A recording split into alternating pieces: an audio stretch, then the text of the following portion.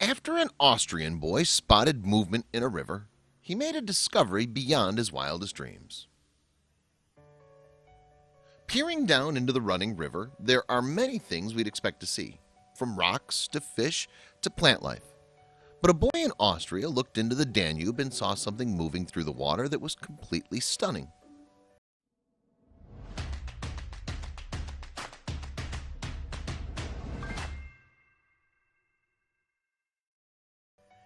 It's incredible to think that the start of the Danube is formed at the mouth of two streams in Germany's Black Forest.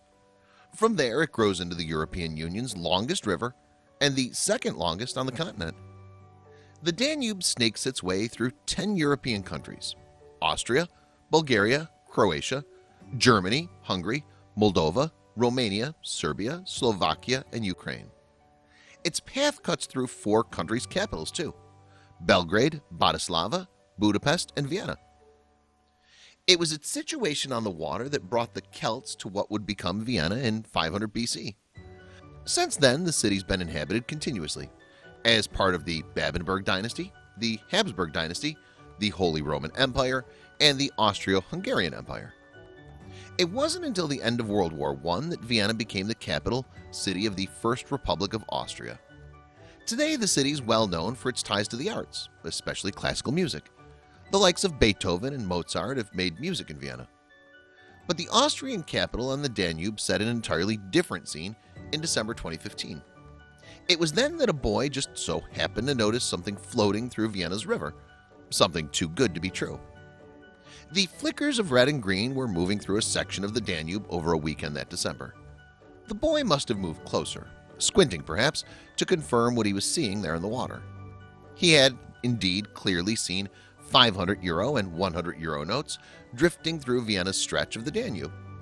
In December, the city's temperatures typically max out in the mid-40s, so hopping into the water would be a chilly experience to say the least. But that didn't stop the boy who saw the money. Instead, he plunged right into the water in an attempt to collect the cash. And in accordance with Austrian law, he was making a fiscally sound decision in doing so.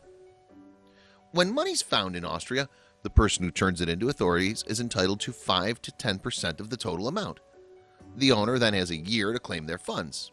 If they don't, the person who handed over the cash gets all of it. 5 to 10% of the money found would be a nice payout for the boy who was collecting notes in the Danube.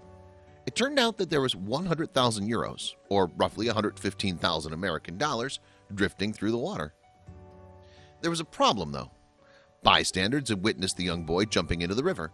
They suspected his intentions were not collecting a floating fortune, but rather to commit suicide, so they called the police.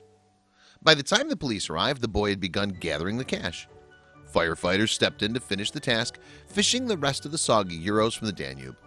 With that, the officials had potential cause to stop the boy from earning his finder's fee. According to the Daily Express, a police spokesman said, "The boy said he wanted to bring it to the police, but the question is whether the police found it or the boy." Still, reports stated that he would, indeed, attempt to claim his share of the money. While he'd have to wait for his finder's fee, and potentially the full payout if no one claimed the money, police tried to find the money's source. They announced that they couldn't link the cash to any sort of criminal activity. Of course, the boy in Vienna wasn't the first to find a large sum of cash and do something extraordinary with it.